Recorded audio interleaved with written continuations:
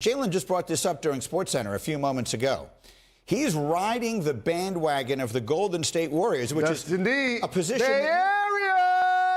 You, Stephen A., are quite familiar with from a year ago. Are they suddenly playing their way right back into this mix? I believe so. I believe that when we look at the Golden State Warriors and we see the way Jordan Poole played last night, we see the way Klay Thompson has been playing over the last several weeks, you see the elevation in his level of play. I always am of the mindset that when the Golden State Warriors have the Splash Brothers in sync, that has a contagious effect that's exponentially positive and really, really helps the rest of the squad. I do have major concerns about their size or lack thereof, but their experience, me seeing Kuminga with his athleticism, his willingness to attack the basket, we know he can play defense, and he actually makes some open threes. When you see that, you see Poole, you see Steph, you see Klay, you know they're going to make free throws and what have you as well.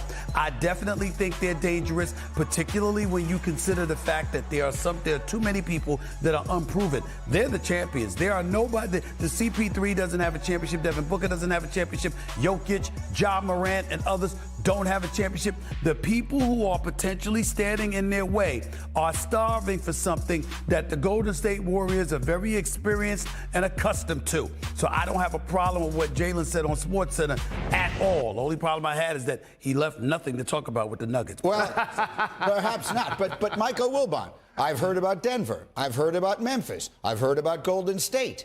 I'm not hearing about that team with the Cactuses and the Coyotes right behind you that added Kevin Durant, looked pretty good in their first game together. How about the Suns?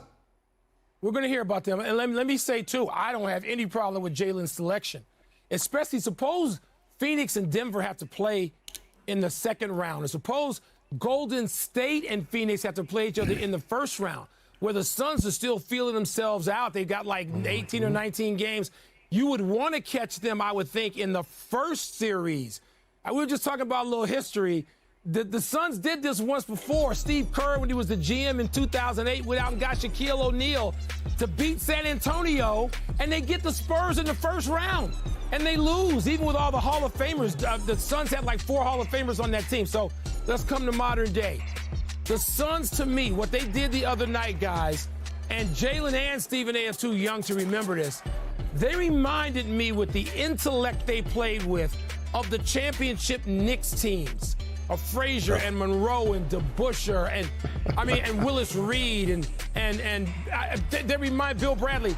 They reminded me of that. There's an ease to their game that comes from playing with each other and intelligence that other teams ain't gonna match, because they don't have CP3 and Booker and Durant and Monty Williams. And let's see if that's sustainable, right, in terms of health in concert for the rest of the regular season and into the playoffs, because I'll still take the Suns if that's the case. Oh, will you stop it?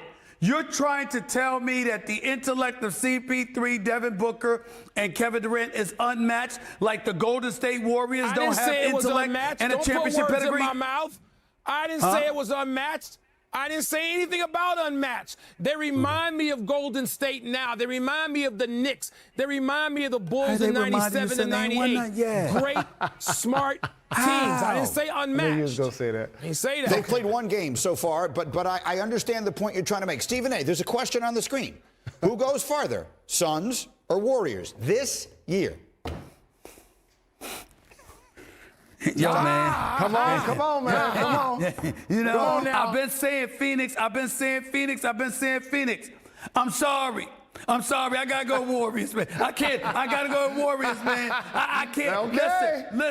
Listen. I wasn't thinking about the Warriors when Steph Curry is out, because I ain't going to lie to you. I didn't know whether or not he's going to come back. They said his return is imminent. Yes. And Klay Thompson balling the way that he is. Yes, he is, sir. I'm sorry. I'm back on the Warriors bandwagon. I'm not John. Look, man, I'm not going against the Warriors if Steph Curry and Klay Thompson are healthy and playing ball together the way they should. I'm not going against. Don't forget Wiggins. Stephen A., don't forget Wiggins.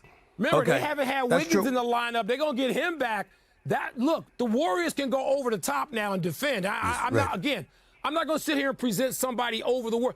But the Warriors could finish in a position where they get a first-round match that could really tire them, or challenged them. The West is such a jumble. We're not getting the typical matchups in the first round that we're accustomed to seeing. Okay. Jalen, final word. The pillars of your team usually are at the point guard and the center. And so when you look at the Warriors versus the Suns, now just look at the guard play. Yes, the Suns have CP3, but the Warriors have Steph and Poole to press him. When you look up front, they're thin other than Ayton and Phoenix. Draymond Green and Looney can press him defensively. And if he ever gets in foul trouble, they're so thin, they're going to do pick and rolls, have him on the perimeter, try to get him in foul trouble, and the Golden State Warriors in the first round, without the Suns having that level of cohesion to play together in the playoffs, would have the advantage. That'd be something else. Kevin Durant, who won the 2 championships with Golden State, if he were to get knocked out by them in this first go-around in Phoenix, would lead to a very interesting summer filled with conversations. Thanks for watching ESPN on YouTube. For live streaming, sports, and premium content, subscribe to ESPN+.